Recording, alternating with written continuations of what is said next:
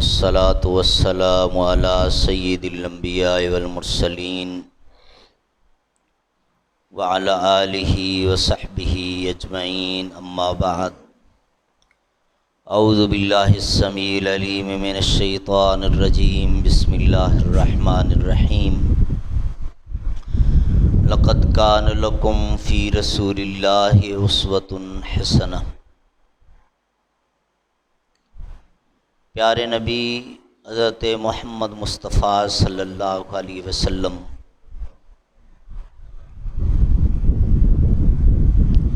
پر جب ظلم کے پہاڑ ٹوٹ رہے تھے، رسول اللہ صلی اللہ علیہ وسلم کو معاذ اللہ مشرکین مکہ نے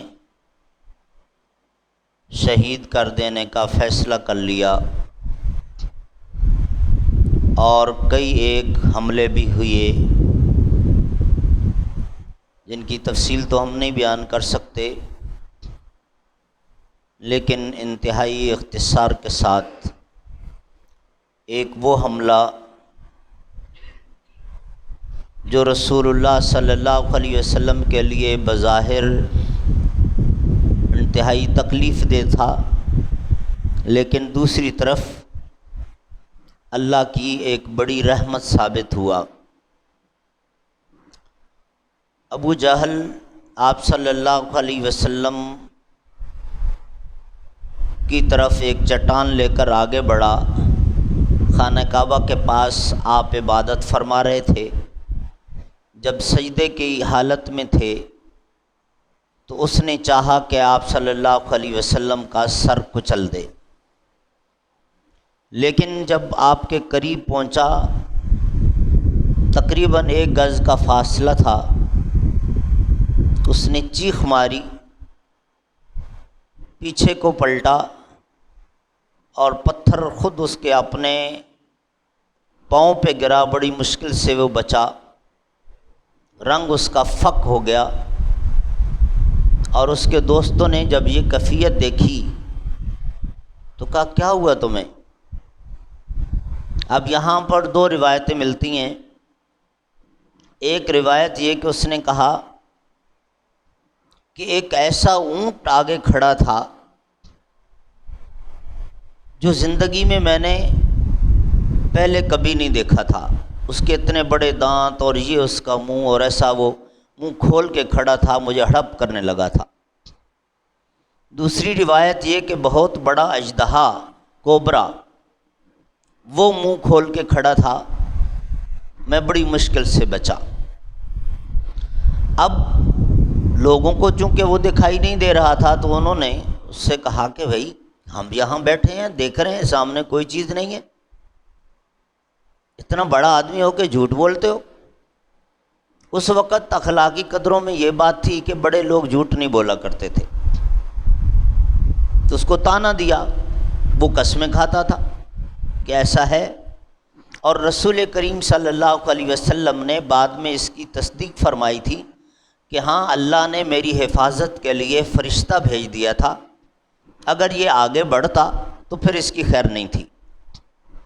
یہ جب حملہ اس کا ناکام ہوا اور ادھر سے اس کو طعنے ملے، اس کو شدید غصہ آیا، پھر اس نے آپ صلی اللہ علیہ وسلم پر پتھر برسائے۔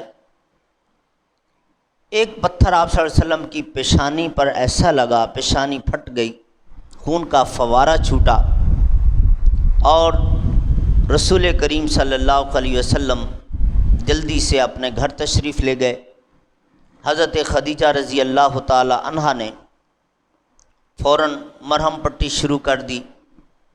یہ ساری کیفیت عبداللہ بن جدعان، جو بڑا مشہور یہاں کا ایک لیڈر تھا، میں نے آپ کو پہلے اس کا بتایا تھا کہ اسی کے گھر پہ بیٹھ کے وہ حلف الفضول ہوئی تھی، صفا پہاڑی کے اوپر اس کا گھر تھا۔ اس کی ایک لونڈی یہ سارا ماجرا دیکھ رہی تھی، اس کے دل پہ بڑا اثر ہوا کہ یہ بہت ظلم ہو رہا ہے۔ حضرت حمزہ رضی اللہ تعالیٰ عنہ تھوڑی دیر کے بعد جو شکار کے لیے گئے ہوئے تھے آتے ہوئے دکھائی دیے، تو اس نے کچھ اشعار پڑھے اور اس میں کہا کہ ہم سنتے تھے عربوں کا خون بڑا گرم ہوتا ہے اور پھر اپنے ایک ایک رشتہ دار کے لیے خون کی ندیاں بہانا پڑیں تو بہا دیتے ہیں، لیکن اپنے کسی بھی رشتہ دار کو تنہا نہیں چھوڑتے، دوسروں کے مقابلے میں اپنے رشتہ داروں کو بڑا سپورٹ کرتے ہیں، بڑا دفاع کرتے ہیں۔ لیکن لگتا ہے اب یہ وہ عرب نہیں رہے۔ حضرت حمزہ نے پوچھا یہ کیا کر رہی ہو؟ کہا سردار محمد صلی اللہ علیہ وسلم کا جو پیغام ہے، جو مشن انہوں نے شروع کر رکھا ہے، اس سے کوئی ایگری کرے یا نہ کرے، لیکن آپ کا بھتیجا تو ہے نا، آپ کا خون تو ہے، اس کے ساتھ جو کچھ ہو رہا ہے یہ آپ کے پورے خاندان کی بے عزتی نہیں ہے؟ اور آج تو حد ہو گئی، اس نے یہ ظلم کیا اور ایسے کہہ کے لگاتا ہوا جا رہا تھا، اور محمد صلی اللہ علیہ وسلم کی یہ کیفیت تھی جیسے یہ بالکل لاوارث ہیں۔ بہرحال ان کو بڑا ملکہ تھا اشعار میں، تو اس نے اس انداز میں یہ بات کی کہ حضرت حمزہ کو گرم کر دیا۔ حضرت حمزہ نے اپنا سامان وہیں رکھا، بجائے گھر جانے کے سیدھا خانہ کعبہ۔ ابو جہل اپنے دوستوں کے ہمراہ بیٹھا ہوا، اب اسی پر باتیں ہو رہی تھیں کہ آج ہم نے بڑا تیر مارا، معاذ اللہ آپ صلی اللہ علیہ وسلم کو اس طرح زخمی کیا۔ حضرت حمزہ کو آتے ہوئے جب دیکھا تو ہاتھ پھیلا کے کہنے لگا آئیے آئیے حمزہ دیکھیں پھر آج ہم نے۔ حضرت حمزہ قریب پہنچے اور گریبان سے پکڑ لیا، چونکہ حضرت حمزہ پہلے مسلمان نہیں تھے، تو اس نے سمجھا کہ مجھے شاباش دینے کے لیے آ رہے ہیں۔ اس طرح وہ ہاتھ پھیلا کے آپ حضرت حمزہ کا استقبال کرنے لگا، لیکن حمزہ کو تو غصہ تھا، انہوں نے پکڑ لیا اور ابو جہل کے خوب لگائیں۔ اس پر جب ابو جہل کے حمیتی اٹھے تو اللہ نے ابو جہل کی زبان سے یہ الفاظ نکلوا دیے کہ بھئی آپ لوگ بیچ میں نہ آؤ، یہ میرا اور ان کا معاملہ ہے۔ اب وہ اپنے بھتیجے کی وجہ سے ان کو غصہ آیا یا کسی بھی وجہ سے، میں جانوں یہ جانے۔ حضرت حمزہ رضی اللہ تعالیٰ عنہ فل جوانی میں تھے، ابو جہل کی خوب پٹائی لگائی، اور اس کے بعد وہاں اعلان کر دیا کہ کر لیا تم نے جو کچھ کرنا تھا، آج کے بعد میرا بھی وہی راستہ ہے جو میرے بھتیجے کا راستہ ہے۔ وہاں سے پلٹے اور سیدھا آپ صلی اللہ علیہ وسلم کے گھر گئے۔ حضرت خدیجہ ریشم کے کپڑے جلا کر آپ صلی اللہ علیہ وسلم کے زخموں میں رکھ رہی تھیں۔ اس وقت زخم اور بلیڈنگ کا یہی ایک علاج ہوتا تھا کہ پیور ریشم کا کپڑا جلا کے اس کی راکھ بھر دی جاتی تھی۔ رسول اللہ کی یہ کیفیت جب حضرت حمزہ نے دیکھی، حضرت حمزہ آپ صلی اللہ علیہ وسلم سے عمر میں 2 سال بڑے تھے، رشتے میں چچا بھی تھے اور رضائی بھائی بھی تھے۔ اسی سویبہ کہ ہاں انہوں نے بھی فیڈنگ کی تھی، جس سویبہ نے بعد میں آپ صلی اللہ علیہ وسلم کو دودھ پلایا تھا، تو اس اعتبار سے یہ رشتہ بھی تھا۔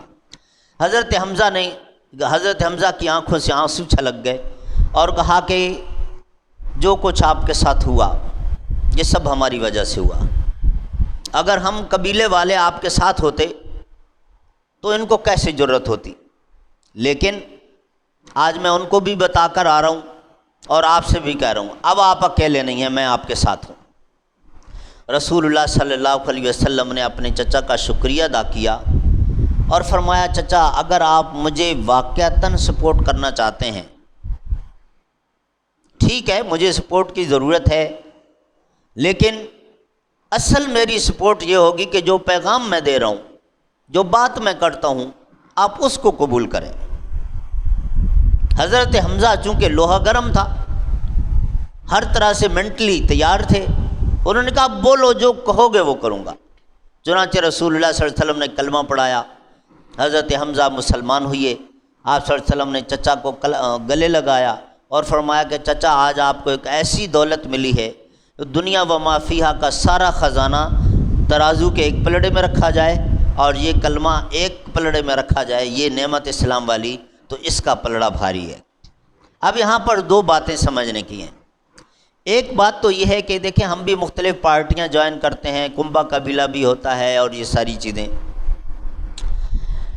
مادی طور پر کسی کی ہیلپ کرنا، کسی کو سپورٹ کرنا، اپنی جگہ پہ ایک بڑا کام ہے، لیکن اصل سپورٹ یہ ہوتی ہے کہ اس بندے کی جو فکر ہے، اس کا جو خیال ہے، اس کا جو نظریہ ہے، اس کی حمایت کی جائے۔ نظریاتی سپورٹ یہ بڑی سپورٹ ہوتی ہے، اور بہت ساری سیاسی پارٹیاں اسی وجہ سے ناکام ہوتی ہیں کہ یوں ورکرز بہت سارا مجمع اکٹھا تو وہ کر لیتے ہیں، لیکن نظریاتی طور پر وہ ان کے ساتھ نہیں ہوتے۔ نظریہ ماٹو کیا ہے وہ ان کو پتہ ہی نہیں ہوتا، سمجھ نہیں ہوتی، یا دل سے ان کے ساتھ نہیں ہوتے، کسی مفاد کے تحت ساتھ ہوتے ہیں۔ تو کامیابی اس میں، اب آپ پر صلی اللہ علیہ وسلم نے اپنے چچا ابو طالب کو بھی یہ بات کہی تھی، میں نے آپ کو پچھلے درس میں بتایا تھا کہ میری اصل سپورٹ یہ ہوگی کہ آپ میری اس بات کو مانیں، پھر آپ یہ سپورٹ جو کر رہے ہیں کرتے رہیں، لیکن اس سے بڑی سپورٹ وہ ہے۔ ایک بات تو یہ سمجھ کہ نظریاتی طور پہ سپورٹ کریں، جس کو بھی سپورٹ کریں، اور یہی رکھیں معیار، جس کا نظریہ ٹھیک ہے، سوچ ٹھیک ہے، اس کو لیڈر بنائیں، اس کی بات مانیں اور اس کو سپورٹ کریں۔ دوسری بات، اسلام، کلمہ توحید، یہ کتنی بڑی نعمت ہے، ہمیں ذرا آسانی سے مل گئی ہے۔ آباء و اجداد ہمارے مسلمان تھے، اور بس یوں جدی پشتی ہم مسلمان آ گئے، ہمیں اس کی قدر نہیں ہے۔ جنہوں نے دھکے کھائے ہیں، چوٹیں کھائی ہیں، وہ اندھیرا بھی دیکھا ہے، اور اس کے بعد ان کو دین اسلام ملا ہے، ان سے پوچھیں کہ یہ کتنی بڑی نعمت ہے۔ ہم اس کی قدر نہیں کر رہے، ہمیں اسلام کی قدر کرنی چاہیے، توحید کی قدر کرنی چاہیے۔ اب آگے چلتے ہیں۔ حضرت حمزہ جب مسلمان ہوئے، بہرحال قریش مکہ کو ایک دھچکا لگا کہ اب رسول اللہ صلی اللہ علیہ وسلم کا خاندان بھی آپ کی طرف جانے لگ گیا ہے۔ ٹھیک 3 دن کے بعد حضرت عمر فاروق رضی اللہ تعالیٰ عنہ، جو بہت بڑا نام تھا مکہ میں، لیڈروں میں، سرداروں میں، وہ مسلمان ہوتے ہیں، اور ان کے اسلام کی بڑی دلچسپ سٹوری ہے، خود بیان کرتے ہیں۔ صحیح بخاری کا وہ واقعہ، وہ روایت موجود ہے کہ آپ صلی اللہ علیہ وسلم عبادت کر رہے تھے، کہا میں دور چھپ کے سن رہا تھا۔ لوگوں سے کہتے تھے کہ نہ سننا قرآن ان کی زبان سے، لیکن خود ہم سنتے تھے۔ کہا کہ رسول اللہ صلی اللہ علیہ وسلم سورۃ الحاقہ کی تلاوت فرما رہے تھے، مجھے اس عبارت نے بڑا اٹریکٹ کیا، میں بڑا متاثر ہوا، تو میں نے دل میں کہا کہ ما اشعرہ، کتنا زبردست شاعر ہے، کیا کلام بنایا، کتنا مسجع مقفع کلام، ہم وزن ہم قافیہ۔ ادھر رسول کریم صلی اللہ علیہ وسلم کی تلاوت جاری تھی، اور آپ صلی اللہ علیہ وسلم نے وہ آیت پڑھ دی، وما هو بقول شاعر، یہ شاعرانہ کلام نہیں ہے، یہ شاعر نہیں ہے۔ میں حیران ہو گیا، یہ کیا بات، میں دور بیٹھا ہوں، اندھیرا ہے، وہ مجھے دیکھ بھی نہیں رہے، میں نے زبان سے کچھ بولا بھی نہیں کہ انہوں نے سن لیا ہو، میں نے دل میں سوچا اور اس کو پتہ چل گیا، اور وہ اس کی نفی کر رہا ہے۔ ما اسحرہ، کتنا زبردست نجومی ہے۔ آگے رسول اللہ صلی اللہ علیہ وسلم نے وہ آیت پڑھ دی، وما بکاہن، یہ نجومی اور جادوگر یہ بھی نہیں ہے۔ ہاں، میں ہل گیا کہ جو میں سوچتا ہوں اس کی نفی ہو جاتی ہے، یہ معاملہ کچھ اور ہے۔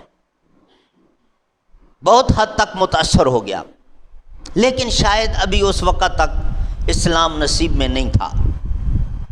ایک آدھ دن اثر بہت رہا، اس کے بعد دوبارہ وہی مخالفت، وہی دشمنی، اور پھر وہ تیسرا دن دوپہر کے وقت تلوار لے کر نکلے۔ راستے میں ایک بندہ ملا، کہاں جا رہے ہو؟ کہا جی دارالارقم جا رہا ہوں، اور یہ جو فتنہ اٹھا ہے، معاذ اللہ، فتنہ کہتے تھے اس وقت، آج نہ رہے بانس نہ بجے بانسری، جڑ سے فتنہ ختم کرنے جا رہا ہوں۔ کہا اچھا، ویسے عقل مندی یہ ہوتی ہے کہ فتنہ، فساد، خرابی پہلے بندہ اپنے گھر سے دور کرے۔ کہا کیا کہہ رہے ہو؟ کہا جناب، آپ کی اپنی بہن فاطمہ بنت خطاب اور ان کے شوہر سعید بن زید، یہ دونوں بھی مسلمان ہو گئے ہیں، سعید بن زید عشرہ مبشرہ میں سے ہیں جن کو رسول اللہ صلی اللہ علیہ وسلم نے نام لے کر جنت کی بشارت دی تھی، ان میں سے ایک ہے۔ حضرت عمر فاروق سیدھا بہن کے گھر۔ یہاں رسول اللہ صلی اللہ علیہ وسلم نے حضرت خباب ابن ارت، ایک صحابی تھے، ان کو بھیجا ہوا تھا۔ جب ان کے متعلق پتہ چلا کہ یہ مسلمان ہوئی ہیں تو ان کو ابتدائی تعلیمات دینے کے لیے آئے ہوئے تھے۔ حضرت عمر فاروق نے زور سے دروازہ نوک کیا اور آواز دی کہ کھولو۔ چونکہ حضرت عمر فاروق کا ایک رعب دبدبہ تھا، حضرت خباب ڈر گئے، گھر کے کونے میں چھپ گئے۔ سعید نے دروازہ کھولا، اندر داخل ہوتے ہی کہنے لگے سنے تم لوگ بے دین ہو گئے؟ کہا نہیں بھیا، ہم نے تو سچا دین قبول کیا ہے۔ کہا مجھے بتاتے ہو سچا دین؟ پکڑ لیا بہنوئی کو، پٹائی شروع۔ بہن آگے بڑھی، بہن کو بھی تھپڑ رسید کر دیا۔ اور اس کے بعد بہن نے کہا فاطمہ بنت خطاب کہ اگر آپ خطاب کے بیٹے ہیں تو میں بھی اسی باپ کا خون ہوں، آپ ظلم کرنے سے باز نہیں آئیں گے تو کیا میں حق چھوڑ دوں گی؟ کیا کرو گے؟ مارو گے نا؟ ارے جان سے مار دو، اب یہ ہم نہیں چھوڑیں گے۔ حضرت عمر فاروق کہتے ہیں کہ مجھے شوق لگا کہ یہ میری بہن، یہ تو میرے سامنے کسی اور سے بھی اونچی آواز سے بات نہیں کرتی تھی، اتنا احترام کرتی تھی، آج خود مجھے براہ راست کہہ رہی ہے کہ کیا کرو گے؟ مار دو، جان سے مار دو۔ یہ اتنی جرت کیسے آ گئی اس کے اندر؟ چھوڑ دیا کہ اچھا جو کچھ پڑھ رہے تھے لاؤ مجھے دکھاؤ۔ کیا نہیں، ہم آپ کو نہیں دے سکتے، ہاں آپ کو سناتے ہیں، سنیں۔ اب سورہ طٰہٰ، بعض ہسٹورین کہتے ہیں کہ حضرت فاطمہ نے پڑھے، بعض نے کہا کہ نہیں ان کے شوہر سعید نے پڑھے۔ سورہ طٰہٰ، طٰہٰ ما انزلنا علیک القرآن لتشقیٰ، 13 آیات پڑھیں۔ کہا بس بس بس بس، یہ کہاں سے ملا آپ کو؟ کہاں سے ملنا ہے؟ محمد صلی اللہ علیہ وسلم سے۔ کہا یہ کلام یہ نہ کسی انسان کا ہو سکتا ہے نہ کسی فرشتے کا ہو سکتا ہے، یہ تو یقیناً رب العالمین ہی کا ہو سکتا ہے۔ تو بہن نے کہا کہ بھیا ہم آپ سے کہتے ہیں آپ لوگوں کی باتوں میں نہ آئیں، آپ خود مل کر تو دیکھیں آپ صلی اللہ علیہ وسلم سے، آپ ان کی بات تو سنیں، آپ خود یقین کر لیں گے، چھوڑیں ان لوگوں کو۔ کہا نہیں بات سمجھ آ گئی، 2 دن پہلے بھی میرے ساتھ ایسا ہوا تھا لیکن اب سمجھ آ گئی۔ کلمہ پڑھایا۔ اب اس وقت خباب ابن ارت نکلے کہ تم کہاں؟ کہا جی وہ جب آپ آئے تھے تو میں تو چھپ گیا تھا۔ اس کے بعد اب سعید بن زید، فاطمہ بنت خطاب اور خباب ابن ارت آپ صلی اللہ علیہ وسلم حضرت عمر فاروق کو لے کر دارالارقم کی طرف گئے، جہاں رسول اللہ صلی اللہ علیہ وسلم تشریف فرما تھے اور صحابہ کرام کی تعلیم و تربیت ہو رہی تھی۔ چونکہ ان لوگوں نے اعلان کیا ہوا تھا کہ ہم معاذ اللہ رسول اللہ صلی اللہ علیہ وسلم کو ختم کر دیں گے، تو حویلی کو بند رکھا جاتا تھا، بہت کشادہ حویلی تھی، رسول اللہ صلی اللہ علیہ وسلم بہت پیچھے حلقہ بنا کے بیٹھتے تھے، دروازے پر بند کر کے اندر بھی ایک بندہ چوکیدار بیٹھتا تھا۔ نوک ہوا، دروازہ کھٹکا تو اس نے سراغ سے دیکھا تو اس کی نظر صرف حضرت عمر فاروق پہ پڑی۔ اب تلوار تو ہاتھ میں تھی، ڈر گیا اور دروازہ کھولنے کی بجائے پیچھے گیا اور آپ صلی اللہ علیہ وسلم کو بتانے لگا کہ آج خیر نہیں ہے۔ کیا ہوا؟ کہا عمر فاروق آ گیا اور تلوار اس کے ہاتھ میں، اب نہیں چھوڑے گا، سب کو مارے گا۔ حضرت حمزہ رضی اللہ تعالی عنہ وہاں بیٹھے تھے آپ صلی اللہ علیہ وسلم کے پاس، تو بڑی جرت سے کہا کہ دروازہ کھول دو، اگر اچھی نیت سے آیا ہے تو ہم اس کو ویلکم کہیں گے، اور اگر بری نیت سے آیا ہے تو ہم نے بھی چوڑیاں نہیں پہنی ہوئی ہیں، اس کی اپنی تلوار سے اس کی گردن اتار دوں گا۔ اسلام جرت والا مذہب ہے، اسلام کے اندر بزدلی نہیں ہے۔ اور حضرت علامہ احسان اللہ ظہیر شہید نے اپنی ایک تقریر میں بڑے زبردست انداز میں یہ بات کہی تھی کہ آپ لوگ بہادر نبی کے وارث ہو، بہادر نبی کا کلمہ پڑھنے والے ہو، ہمارے نبی بزدل نہیں تھے۔ بہرحال، اور یہی آپ صلی اللہ علیہ وسلم نے سکھایا، بلکہ دعا سکھائی کہ اللہم انی اعوذ بک من الجبن، اے اللہ میں بزدلی سے تیری پناہ مانگتا ہوں۔ حق پر ہو بندہ اور اس پر جرت دکھائے، بہادری دکھائے، بزدلی نہ دکھائے۔ دروازہ کھلا تو اب حضرت عمر فاروق اکیلے بھی نہیں ہیں، اور ساتھ یہ اور پھر نظریں جھکی ہوئی، اندر داخل ہوئے، رسول کریم صلی اللہ علیہ وسلم کے سامنے جا کے گردن جھکا کے کھڑے ہو گئے۔ آپ صلی اللہ علیہ وسلم نے فرمایا عمر کب تک مخالفت کرو گے؟ کہا جی نہیں آج مخالفت نہیں، آج تو آپ کو سپورٹ کرنے کے لیے آیا ہوں۔ بلند آواز سے کلمہ پڑھا، اشہد ان لا الہ الا اللہ و اشہد ان محمدًا عبدہ و رسولہ۔ رسول کریم صلی اللہ علیہ وسلم اتنے خوش ہوئے کہ آپ نے بلند آواز سے اللہ اکبر کہا، سارے صحابہ کرام نے بھی اللہ اکبر کہا، اور اتنی خوشی آپ صلی اللہ علیہ وسلم کو ہوئی۔ کئی صحابہ کرام کی روایات ملتی ہیں اور یہ الفاظ انہوں نے کہے کہ حضرت عمر فاروق کے اسلام لانے سے ایسے جیسے بادلوں کے درمیان سے سورج نکلتا ہے، اسلام پردے سے باہر آیا۔ اور اگلا جو واقعہ ہے وہ بڑا بہادری کا واقعہ حضرت عمر فاروق کا۔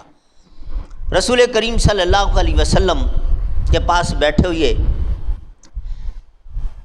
حضرت زید کہتے ہیں کہ رسول اللہ صلی اللہ علیہ وسلم اس دن بار بار دروازے کی طرف دیکھتے تھے، تو ہم نے کہا اللہ کے رسول اگر کسی مہمان کا انتظار ہے تو آپ فرمائیے، ہم دروازہ کھول دیتے ہیں۔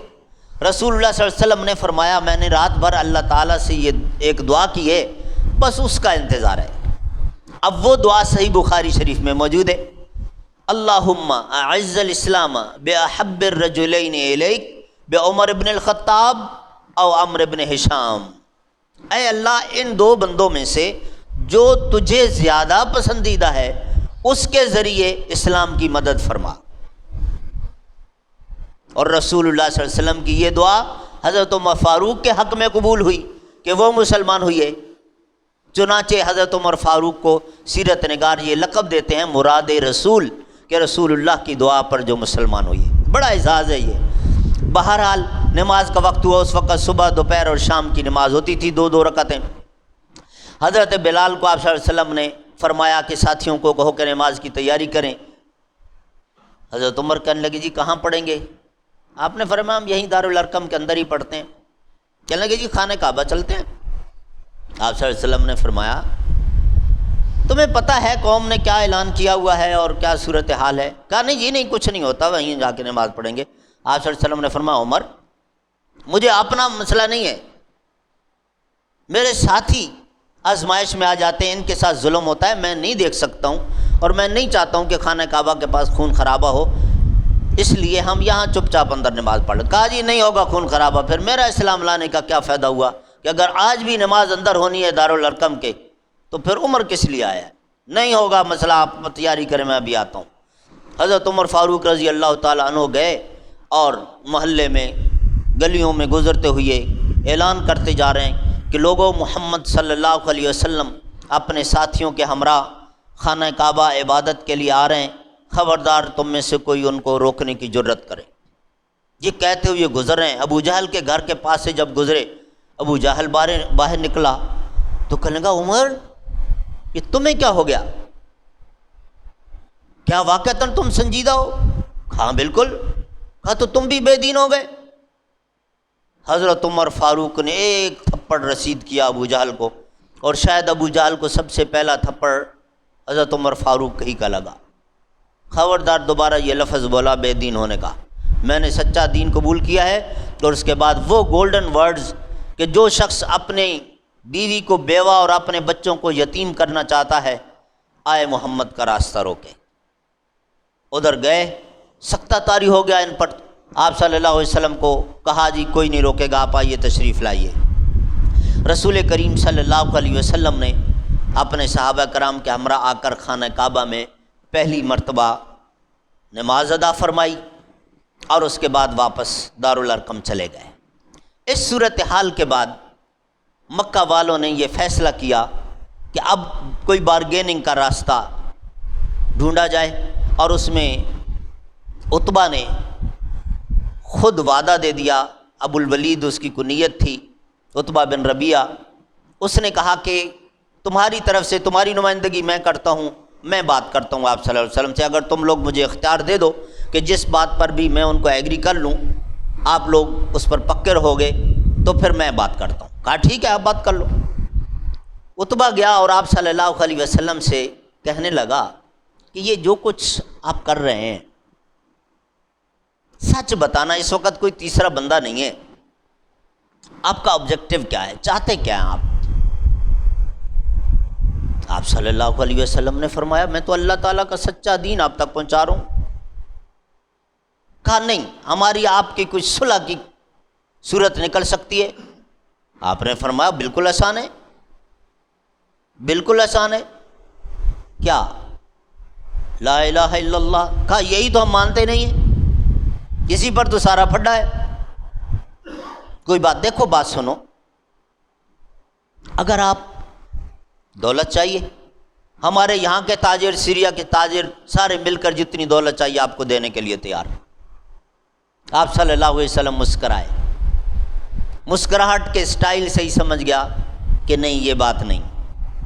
کہا اچھا لیڈر بننا چاہتے ہیں، گیٹس تو آپ کے اندر سارے موجود ہیں، ہم سب آپ کو اپنا مشترکہ لیڈر بنا لیتے ہیں۔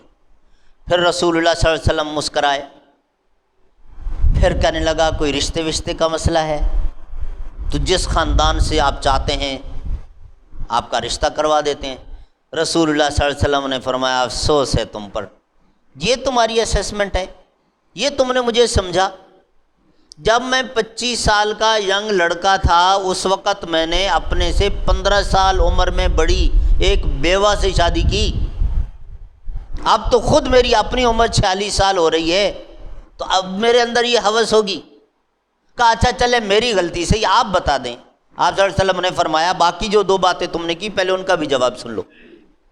اگر مجھے دولت چاہیے ہوتی تو میں امیر لوگوں کے ساتھ دوستی بناتا، میرے ماننے والے دیکھ لو سارے۔ دوسری بات لیڈری، تو تم مجھے صادق کہتے ہو، امین کہتے ہو، مجھ سے اپنے سارے فیصلے کرواتے ہو۔ اور لیڈر کیا ہوتا ہے؟ تاج پہننا کوئی ضروری نہیں ہے، آلریڈی تم نے مجھے یہ اعزاز تو دیا ہوا ہے۔ کہا اچھا یہ ساری باتیں غلط اگر ہیں اور آپ اپنی ضد پہ اڑے ہوئے ہیں، اس کا مطلب بالکل پھر ٹھیک ہے جو لوگ کہہ رہے ہیں کہ آپ پر جادو ہو گیا، آپ جادو زدہ ہیں، میں آپ کا علاج کرتا ہوں، میں جادو کا علاج بھی جانتا ہوں۔ آپ صلی اللہ علیہ وسلم نے فرمایا میرا علاج کرو گے؟ کہنے لگا جی میں بالکل علاج کروں گا۔ آپ نے فرمایا پہلے میری بات سن لو۔ رسول کریم صلی اللہ علیہ وسلم نے سورہ حامیم، سورہ فصلت جس کو کہتے ہیں، کتاب فصلت آیاتہ قرآنا عربیا، آپ صلی اللہ علیہ وسلم نے 12 آیات پڑھی۔ جو ہی قوم عاد اور قوم سمود کا تذکرہ شروع ہوا، کہنے لگا بس بس بس بس بس ابو القاسم آگے نہ پڑھنا، آگے نہ پڑھنا، بس خاموش، چپ چاپ اٹھا اور واپس چلا گیا۔ بات لمبی ہو رہی ہے، سمیٹتا ہوں۔ ابو جہل اور اس کا سارا گروپ انتظار کر رہا تھا کہ عتبہ کیا کر کے آتا ہے۔ جب آتا ہوا دکھائی دیا، ہاں ابو الولید کیا ہوا؟ کہا بتاتا ہوں بیٹھو۔ کہا سچی بات یہ ہے تم لوگوں نے مجھ پر اعتماد کیا تھا نا اور اپنا نمائندہ بنا کے بھیجا تھا، اب سچ بتانے لگا ہوں تمہیں کہ وہ بندہ ٹھیک ہے، ہم غلط ہیں۔ کہنے لگا ہم نے تجھے اس کا علاج کرنے کے لیے بھیجا تھا، تو اپنا علاج کروا کے آ گیا۔ کیا بات علاج کی نہیں ہے، میں تمہیں کہہ رہا ہوں وہ بندہ حق پر ہے۔ کہا نہیں ہم نہیں مانتے، ہم نہیں۔ کہا دیکھو میں یہ بھی تمہیں بتا دوں، ماننا نہ ماننا تمہارا اپنا ہے معاملہ، لیکن اب وہ دن بھی قریب ہے، دور نہیں ہے زیادہ، جب وہ اتنا پاورفل ہو جائے گا۔ ابھی تو ہم جو چاہیں کر رہے ہیں نا اس کے ساتھ، لیکن بہت جلد اتنا طاقتور ہو جائے گا کہ ہم سب اس کے سامنے گردنیں جھکا کے کھڑے ہوں گے لائن میں، اور وہ اپنی ایک تلوار سے ہم سب کی گردنیں کاٹتا ہوا چلا جائے گا، کسی کے اندر جرت نہیں ہوگی کہ آنکھ اٹھا کے دیکھے۔ لہٰذا باز آ جاؤ، اس کی دشمنی بہت مہنگی پڑے گی تمہیں۔ لیکن ابو جہل اور اس کے ساتھی نہ مانے، انہوں نے کہا نہیں ہم اس کو ختم کر کے چھوڑیں گے۔ یہ معاملہ یہاں پہ ختم ہو گیا، اور اس کے بعد پھر رسول کریم صلی اللہ علیہ وسلم کے چچا ابو طالب کے پاس گئے تھے، آخری جو ان کا ڈیلیگیشن گیا تھا، اور کیا گفتگو ہوئی، اور پھر اس کے بعد ابو طالب کی وفات ہو گئی تھی۔ اس پر انشاءاللہ تعالی ہم کل کے درس میں بیان کریں گے۔ اللہ رب العالمین ہم سب کو اپنے پیارے نبی صلی اللہ علیہ وسلم سے سچی محبت نصیب فرمائے۔ سبحان ربک رب العزت عما یصفون، وسلام علی المرسلین، والحمد للہ رب العالمین۔